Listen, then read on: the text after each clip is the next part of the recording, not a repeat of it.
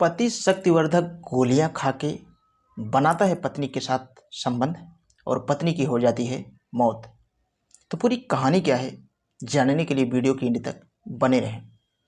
नमस्कार दोस्तों, मैं जेपी पाल भोजपुरिया उत्तर प्रदेश जिला जौनपुर से। आज की जो ये घटना है बताने के लिए तो शर्म लग रहा है, लेकिन माफ़ करना, जो सच्चाई है उसे सामने रखने से और लोगों को जागरूकता मिलेगी। आज की जो एक घटना है, यह घटना उत्तर प्रदेश का एक ज़िला है हबीरपुर, और यही हबीरपुर की ये कहानी है। एक भाई बहन और उसकी पत्नी, एक छोटा सा परिवार रहता है।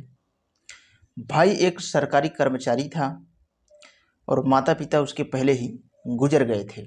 अब जो उसकी बहन होती है, बहन को बड़े लाड़ प्यार से पाला हुआ था और उसका शादी जो है अच्छे परिवार में करवाना चाहता था। अब धीरे धीरे कुछ समय गुजरता है, लड़की की उम्र काफ़ी हो जाती है शादी करने लायक, और उसकी शादी ये लोग करवाने के लिए नया नया रिश्ता ढूंढना शुरू करते हैं। अब राजेंद्र नगर में एक सॉफ्टवेयर इंजीनियर होते हैं जिनका नाम होता है विजय, और उसी के साथ में इसका रिश्ता सेट कर देते हैं। अब 3 फरवरी 2024 को बारात पहुंचती है। जब ये बारात हबीरपुर पहुंचती है, जो शादी की सारी प्रक्रिया थी वो पूरी की जाती है। फिर उसके बाद में बारात लेके ये लोग घर जाते हैं। फिर शाम होती है, शाम होने के बाद में जिसको देखने के लिए आना था वो लोग आते हैं, देख के जाते हैं। कुछ परिवार के जो लोग होते हैं पास पड़ोस के, सब लोग तारीफ़ करते हैं कि हाँ बहुत ही अच्छी बहू है। तो अब यहाँ पे होता क्या है, जैसे रात होती है, अब रात होने के बाद में उस दूल्हे को सुहाग रात के लिए जब एंट्री करवाया जाता है घर में, जब दूल्हा जाता है घर में, जब जाता है तो बस यहीं पे अब कहानी मोड़ पे लेती है। यहाँ से ज़रा गौर से सुनना। यहाँ पे जाने के बाद में कांड क्या करता है, 10-15 मिनट के बाद में जो प्रक्रियाएं होती हैं वो करता है। उसके बाद में ये शक्तिवर्धक टेबलेट खा के उसके साथ में ऐसी हैवानियत करता है। इसको खुद नहीं मालूम होता है कि ये मेरी पत्नी है या किसी दूसरे की। इस तरह से यहाँ पे हैवानियत करता है। अब इस तरह एक रात तो बीतती है, फिर दूसरी रात जब आती है तो फिर वही हरकत। और जब दूसरे दिन ये हैवानियत करता है, वो अपने भाभी को बता देती है सारी बातें। और जब दुल्हन अपने भाभी से फ़ोन करके बताती है सारी बातें, तो उसके जो भाई होते हैं और भाभी होती हैं, वो दोनों लोग आपस में बात करते हैं।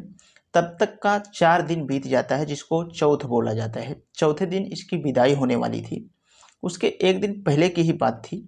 अब इसकी हालत जो है धीरे धीरे हैवानियत करने की वजह से ज़्यादा ख़राब होने लगती है।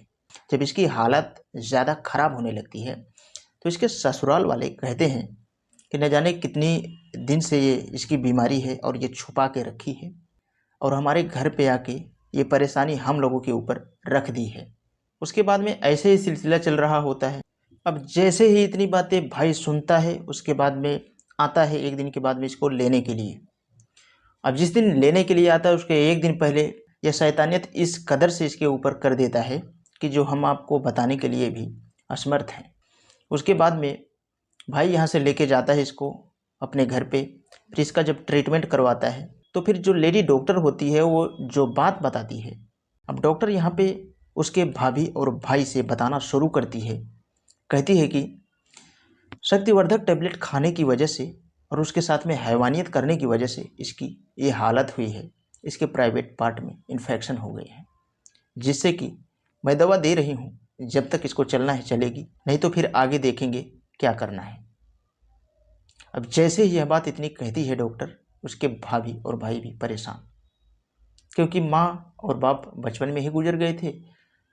रह गई थी भाभी और भाई, इन्हीं दोनों लोगों के ऊपर पूरी जिम्मेदारी थी। और दवा लेके ये लोग आ जाते हैं घर पे। अब दुल्हन दवा खा रही होती है। जैसे ही 1-2 दिन बीतता है, अब तारीख 10 लगती है। 10 तारीख को सुबह में ही इसकी मौत हो जाती है। अब क्या पता वह मौत बीमारी की वजह से हुई है या फिर हैवानियत करने की वजह से हुई है। अब 7 दिन में उसकी शादी होती है और उसकी मौत भी हो जाती है। और जब मौत के बाद में उसका पोस्टमार्टम करवाया गया, पोस्टमार्टम का जब रिपोर्ट आता है तो उसमें यही निकल के आता है कि उसकी पूरी बॉडी में इन्फेक्शन फैल चुका था, और इसी इन्फेक्शन फैलने की वजह से उसकी मौत हो गई थी। अब उसके भाभी और भाई के द्वारा ससुराल वालों को तहरीर दिया जाता है कि ये गलत है, इस तरह से किसी को नहीं करना चाहिए था। अब जब इस तरह का माहौल होता है, घर पे सैकड़ों के भीड़ में आदमी लोग इकट्ठा होते हैं गांव के, उसके बाद में सब लोग यही बोल रहे थे कि इस लड़की के साथ जो किया गया यह किसी के साथ भी नहीं किया गया है। तो दोस्तों, इस कहानी के बारे में आप लोगों का क्या कहना है, आप कमेंट बॉक्स में अपनी राय जरूर दें। और यह कहानियाँ सुनाने का मेन उद्देश्य लोगों को अवेयर करना है, ताकि आप लोगों के साथ ऐसी घटना कभी ना हो। वीडियो बनाने से पहले मैं एक बार नहीं कई बार सोचा, एक हफ्ते के बाद ये वीडियो बना रहा हूँ। इसके पहले भी मैं चाहता तो ये वीडियो बना सकता था, लेकिन मैं सोचा कि ये वीडियो बनाना ज़रूरी है, ताकि ये वीडियो देख के लोगों को कुछ जानकारियाँ मिल सके और आने वाले समय में लोग खुद को अवेयर कर सकें। तो वीडियो के लिए मैं बस इतना कहना चाहूँगा। अगर आप हमारे चैनल का वीडियो पहली बार देख रहे हैं तो चैनल को सब्सक्राइब करके बेल का आइकन ऑल पे ज़रूर प्रेस कर लें, ताकि कोई भी वीडियो लाऊं तो आप तक आसानी से पहुंच सके। तो आज के लिए बस इतना ही। मिलते हैं कल शाम 7 बजे किसी नेक्स्ट क्राइम स्टोरी के साथ।